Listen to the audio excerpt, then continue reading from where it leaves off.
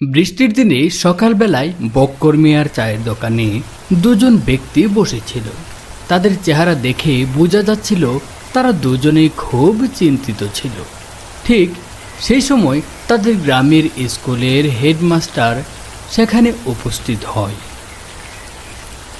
আরে রামলাল, তোমরা মন খারাপ করে বসে আছো কেন? আমি তো অনেক দিন থেকে তোমাদের গ্রামে আছি, তোমাদেরকে তো এইভাবে মন খারাপ করে থাকতে কখনো দেখিনি। আজকে এমন কি হয়েছে যে তোমরা এভাবে উদার হয়ে বসে আছো? আপনি তো জানেন মাস্টার সাহেব, আমাদের গ্রামে ভালো কোনো হাসপাতাল নেই। গ্রামের মানুষ অসুস্থ হলে শহরে যেতে যেতেই অনেকে মারা যায়। তাই আমরা সবাই নিজেদের কিছু টাকা সঞ্চয় করে গ্রামে একটি হাসপাতাল তৈরি করেছি। কিন্তু কিন্তু কিন্তু কি? হাসপাতাল তো তৈরি হয়েছে, কিন্তু হাসপাতালের বিছানা তৈরি করার আগেই আমাদের টাকা শেষ হয়ে গিয়েছে। আমাদের কাছে আর কোনো টাকা নেই। এখন কি হবে? আমার কাছে তো কিছু টাকা ছিল, কিন্তু সেগুলো আমার মেয়ের বিয়েতে খরচ হয়ে গেছে। তবে একটা উপায় আছে। হাতেমপুর গ্রামে আমার একটু জমি আছে, সেটি বিক্রি করে দিলে হয়তো হাসপাতালের বিছানা কেনার টাকা হয়ে যাবে। তোমরা কি বলো? এটা আপনি কি বলছেন মাস্টার সাহেব? আপনি আপনার পৈতৃক সম্পত্তি বিক্রি করে দিবেন? আমার চাকরি আর মাত্র 1 বছর আছে। এই গ্রামের মানুষ অনেক ভালো, তাই আমি চিন্তা করছি এই গ্রামেই থেকে যাব। তাহলে তো আর আমার ওই জমির প্রয়োজন নেই, আর এটা তো অনেক ভালো কাজ। তখন তারা মাস্টারের কথা শুনে অনেক খুশি হয় এবং তার কাছে কৃতজ্ঞতা প্রকাশ করে। আমরা কালকে আমার গ্রামের উদ্দেশ্যে রওনা দেব। অনেক ব্যক্তি আমার কাছ থেকে ওই জমিটা কিনতে চেয়েছে। যে বেশি টাকা দেবে আমি তার কাছেই জমিটা বিক্রি করে দেব। পরের দিন সকালে মাস্টার রামলাল ও রমেশ মাস্টারের গ্রামের উদ্দেশ্যে রওনা দেয়। যাওয়ার সময় রাস্তায় অনেক ঝড় বৃষ্টি হচ্ছে, তাই তারা খুব চিন্তিত ছিল। গাড়ি থেকে নেমে কিভাবে তাদের গ্রামে যাবে এই কথা ভাবছিল। আমার গ্রামে যাওয়ার পথে একটি নদী পার হতে হবে, কিন্তু এত ঝড় বৃষ্টিতে কিভাবে নৌকোয় পার হব?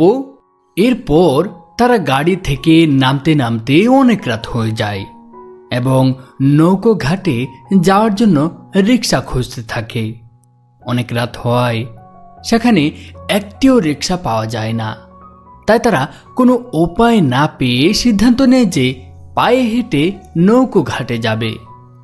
গভীর রাতে কালো অন্ধকার রাস্তা দিয়ে তারা নৌকো ঘাটের উদ্দেশ্যে পায়ে হেঁটে রওনা দেয়। রাস্তায় হাঁটতে হাঁটতে তারা একটি ভ্যানের শব্দ পায়। দাঁড়াও দাঁড়াও, মনে হচ্ছে এদিকেই কোনো ভ্যান আসছে।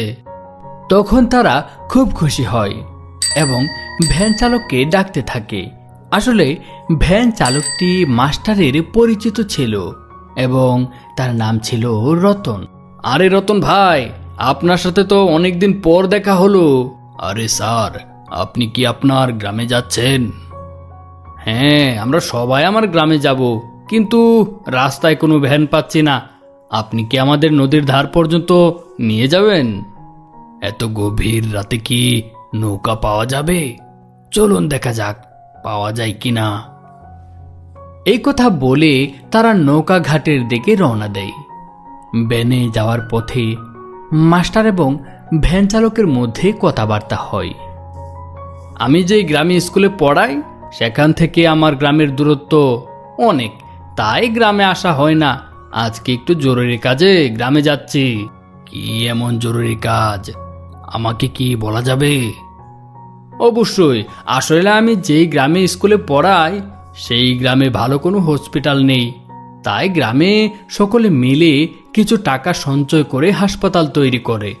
কিন্তু হাসপাতালের বিছানা কেনার আগেই তাদের জমাকৃত টাকা শেষ হয়ে যায়। তাই আমি সিদ্ধান্ত নিয়েছি যে আমার গ্রামে পৈতৃক জমিটা রয়েছে সেটি বিক্রি করে হাসপাতালের বিছানাগুলি কিনে দেব, যাতে হাসপাতালটি সম্পূর্ণভাবে চালু হয়। বুঝেছ? বাহ স্যার, আপনি তো মহান। আপনি আসলেই আমাদের গ্রামের অহংকার। এইসব কথা বলতে বলতে তারা নদীর দিকে চলে যায়। ভারী বৃষ্টি হওয়ায় নদীতে তখন পানি থই থই করছিল। সেখানে একটি নৌকা থাকলেও নৌকোয় কোনো মাঝি ছিল না। যা ভেবেছিলাম তাই হলো, এত রাতে আর মাঝিকে পাওয়া যাবে না। আমরা তো বড় সমস্যায় পড়ে গেলাম। এখন কি হবে? আকাশের যা অবস্থা, কিছুক্ষণের মধ্যে হয়তো বৃষ্টি আসবে। আজকে হয়তো আমাদের বৃষ্টিতেই ভিজে রাতটা কাটাতে হবে। পাশে দাঁড়িয়ে ভ্যান চালক রতন তাদের সব কথা শুনছিল। তখন রতন বলে, আপনারা যদি কিছু মনে না করেন তাহলে আমি একটা কথা বলতে পারি? আপনি এইভাবে কেন বলছেন রতন ভাই? যা বলার বলে ফেলুন। মনে হচ্ছে কিছুক্ষণের মধ্যে আবার বৃষ্টি শুরু হবে, আর ঘাটে তো মাঝেও নেই। এক কাজ করুন, এই সামনে আমার বাড়ি, আজকের রাতটা আমার বাড়িতেই থাকুন। কালকে সকালে মাঝি আসলে নৌকা দিয়ে পার হয়ে গ্রামে যাবেন। রতন ভাই, আপনি আমাদের বড় উপকার করলেন। আপনি না থাকলে আজ আমাদের কি যে হতো। রাত্রি যাপনের জন্য যাই। যখন তারা ঘরে প্রবেশ করে তখন ঘর থেকে কেমন যেন একটা গন্ধ আসছিল। মনে হচ্ছিল অনেকদিন থেকে এই ঘরে কেউ আসে না। ঘরটা খুব অপরিষ্কার ছিল। রতন ভাইয়া, ঘরে তো গন্ধ কিসের? আর ঘরে তো অপরিষ্কার কেন? আসলে আমি তো ঘরে তেমন থাকি না, রাতের বেলা বাইরেই থাকি, তাই ঘর পরিষ্কার করা হয় না। ঘরটি বেশ নোংরা ছিল এবং জানালাগুলো ভাঙা ছিল। ভাঙা জানালা দিয়ে সামান্য কিছু আলো ঘরে আসছিল।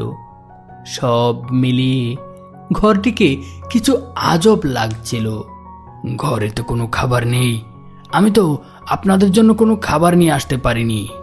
আপনাকে নিয়ে চিন্তা করতে হবে না, এত গভীর বৃষ্টির রাতে থাকার জন্য জায়গা পেয়েছি, তাতেই অনেক খুশি। এটাই বা কার জন্য কে করে। আচ্ছা, তাহলে আপনারা ঘুমিয়ে পড়ুন, আমি বাইরে শুয়ে পড়ব। কেন, আপনি আমাদের সাথে ঘুমান? না না, আমি বাইরেই ঘুমোবো, আপনারা ঘুমান, এতে আমার কোনো সমস্যা হবে না।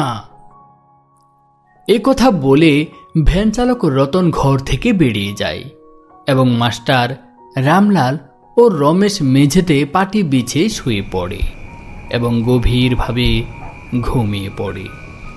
হঠাৎ কিছু একটা শব্দ শুনে মাস্টারের ঘুম ভেঙে যায়। মনে হচ্ছিল বাইরে কোদাল দিয়ে কেউ একটা গর্ত খুঁড়ছে। শব্দ শুনে মাস্টার জানালা দিয়ে উঁকি মারে এবং দেখতে পায় ভ্যান চালক রতন গাছের নিচে কোদাল দিয়ে একটা গর্ত খুঁড়ছে। রমেশ, রামলাল, তাড়াতাড়ি উঠো, এখানকার পরিবেশ আমার ঠিক মনে হচ্ছে না। কিছু একটা ঘটেছে যা আমরা বুঝতে পারছি না। রামলাল এবং রমেশ দুজনেই ঘুম থেকে উঠল। মাস্টার তখন তাদেরকে জানালা দিয়ে গর্ত খোঁড়ার দৃশ্যটি দেখাতে যায়, কিন্তু সেখানে ভ্যান চালক রতন ছিল না, শুধু গর্তটা ছিল। তারা তখন দরজা খুলে বাহিরে গিয়ে গর্তের কাছে চলে যায়। এই দেখো, এই গাছের নিচে গর্তের কাছে কিছু একটা আছে হয়তো। আমি ঠিক দেখছিলাম, এখানে রতন ভাইয়া গর্ত খুঁড়ছিল।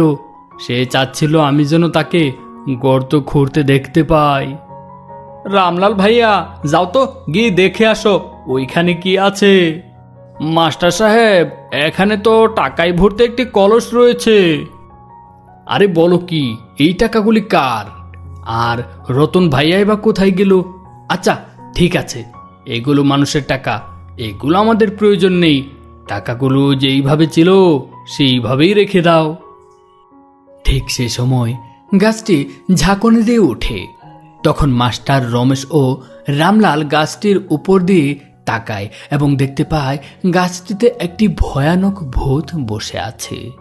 ভয় পাবেন না স্যার, আমি রতন, আপনাকে পরীক্ষা করে দেখছিলাম আপনার মধ্যে লোভ আছে কিনা।